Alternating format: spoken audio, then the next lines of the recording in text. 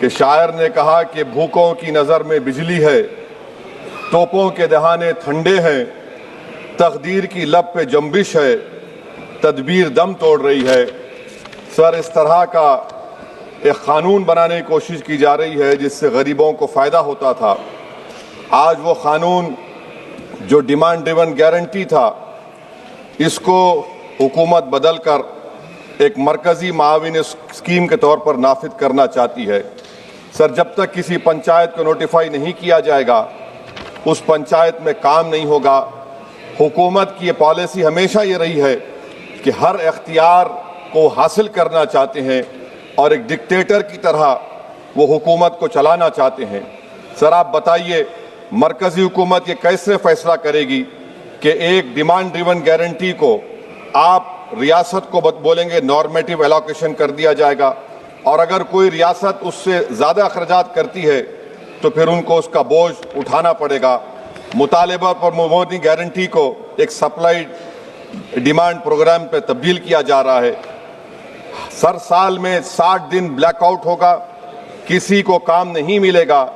اس black out کے 60 دن کے black out سے خواتین کو اور جن کے پاس زمین نہیں ہے، لینڈ لیس لوگوں کو بہت بڑا نقصان ہوگا۔ یہ قانون اگر بنے گا تو زمیندار خوشیاں منائیں گے اور غریب اس زمیندار کے رحم و کرم پر رہے گا۔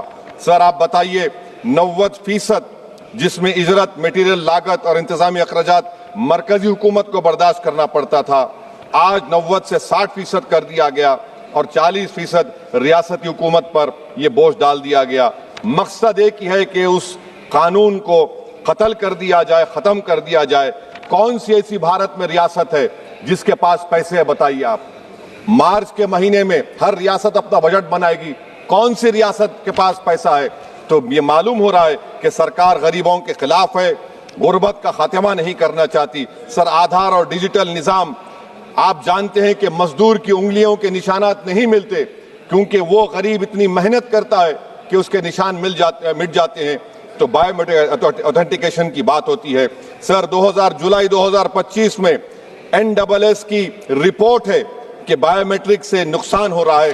تو سر، میں اس اسکیم کے اور اس قانون کے خلاف ہوں، اور میں اپنی بات کو ختم کرتا ہوں کہ کسی شاعر نے اچھا کہا تھا کہ جس کھیت سے دہقان کو میسر نہ ہو روسی، اس کھیت کے گوشے گندم کو جلا دو۔ پلائن ہو رہا ہے سر بہار میں، سیمانچل میں۔ اب یہ قانون اگر بنے گا تو سیمانچل میں 1.5 کروڑ لوگ پلائن کرتے تھے۔ مجھے افسوس کے ساتھ کہنا پڑے گا کہ تعداد بڑھ جائے گی، مگر بھارت کا غریب دیکھ رہا ہے، بھوکا دیکھ رہا ہے، اس کا جواب ضرور دے گا۔ Thank you sir. Shri Pappu Yadav G.